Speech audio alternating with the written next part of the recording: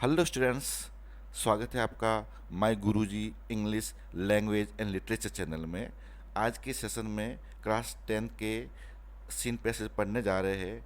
यह scene passage लिया गया है आपके lesson number 4 from the diary of Anne Frank से, जिसको एन फ्रैंक ने लिखा है।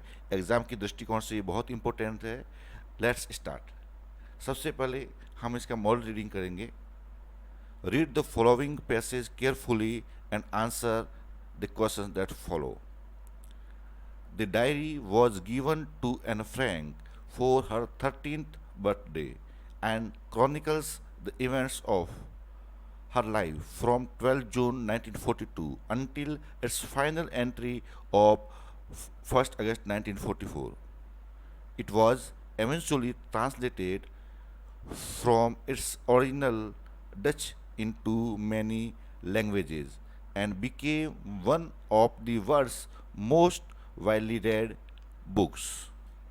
There have also been several films, television, and theatrical productions, and even an opera based on the diary, described as the work of a mature and insightful mind.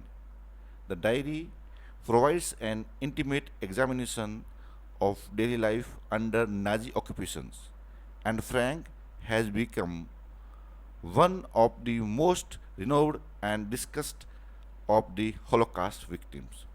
आइए students, अब इसका translation देखते हैं।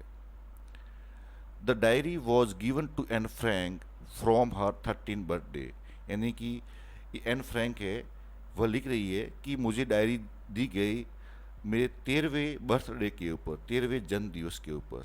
And chronicles the events of her life from 12 June 1942 until its final entry of 1 अगस्त 1944। और यह जो diary मुझे 13वें मेरे जन्म दिवस पर दी गई थी, यह क्रॉनिकल्स यानी घटनाओं का क्रमबद्ध विवरण है, जिसमें मेरी प्रथम एंट्री 12 जून 1942 में की गई थी और लास्ट एंट्री यानी फाइनल एंट्री 1 अगस्त 1944 को की गई थी। यानी कि 12 जून 1942 से लगा करके 1 अगस्त 1944 तक मेरे जीवन की जितनी भी घटनाएं उनको क्रमबद्ध रूप से इस डायरी में लिखा गया है। It was eventually translated from its original Dutch into many languages. इसको eventually आखिरकार बहुत सी भाषाओं में इसको ट्रांसलेशन किया गया है।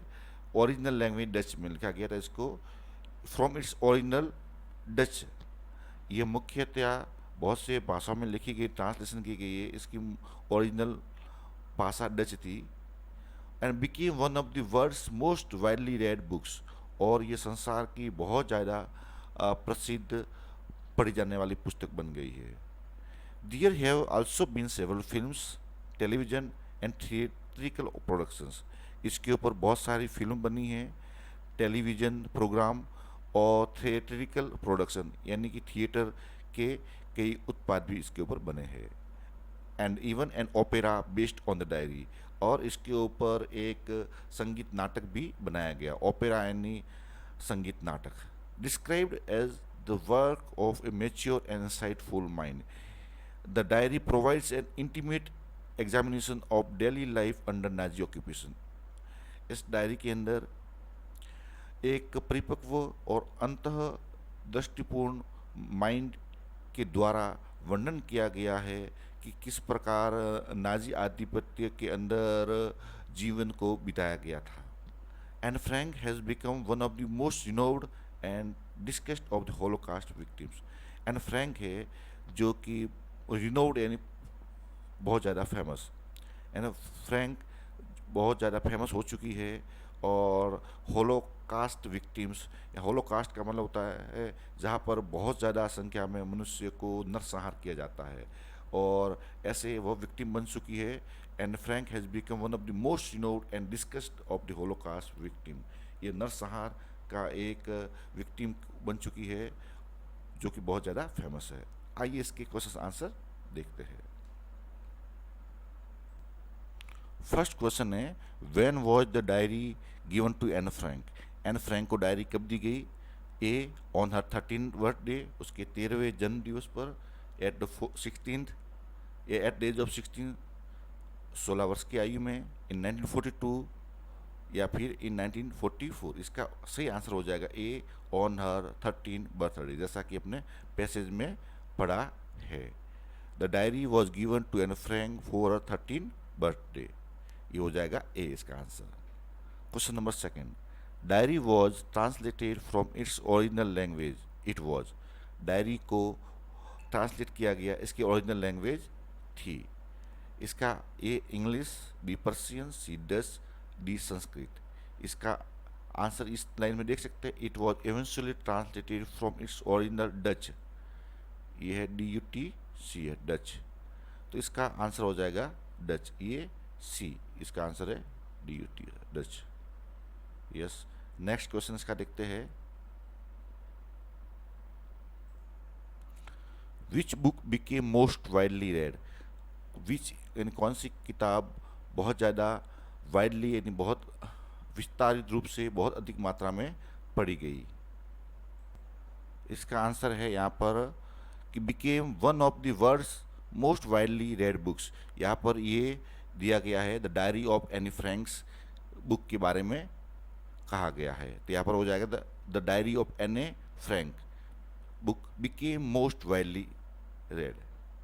फोर्थ क्वेश्चन है, who became one of the most renowned and discussed of the Holocaust victims. Who यानी कौन, बिकेम हुआ, मोस्ट रिनोड बहुत ज़्यादा फेमस, और डिस्कस्ड यानी जिसके बारे में बातचीत हुई, ऑफ द होलोकास्ट विक्टिम यानी नरसंहार पीड़ित के रूप में किसके बारे में ज़्यादा बातचीत हुई। जैसा कि स्टूडेंट्स आपको बताया गया है मैंने कि जो क्वेश्चंस हु से स्टार्ट होते हैं, WHO हु, जिसमें व्यक्ति का नाम लिखा जाता है, तो यहाँ पर आएगा इसका answer Anne Frank. Next question है, find out the similar word of genocide. Genocide का मतलब होता है नरसंहार। इसका अपने को सिमिलर वर्ड देखना है पैसेज में, आइए देखते पैसेज में। ये वर्ड है होलोकास्ट, HOLOCAUST, होलोकास्ट यानी नरसंहार, और ये सिमिलर वर्ड है जेनोसाइड का, GENOCIDE। लास्ट क्वेश्चन है, right opposite word of profession. Profession यानी व्यवसाय का ऑपोजिट वर्ड देखना है, जिसका होता है अनएम्प्लॉयमेंट होता है, इनएक्टिवनेस होता है, लेजीनेस होता है। स्टूडेंट्स, इसका अप्रोप्रिएट इसमें वर्ड नहीं दिया गया है, लेकिन इसका हो जाएगा daily life, DAILYLIFE, daily life, ये इस का अप्रोप्रिएट वर्ड इस पैसेज में दिखाई दिया जा रहा है। उम्मीद करता हूँ स्टूडेंट्स आपको ये पैसेज समझ में आ गया होगा। बने रहिए मेरे साथ इसी प्रकार, और सीन अनसीन पैसेज और ग्रामर पढ़ते जाएंगे। थैंक्स।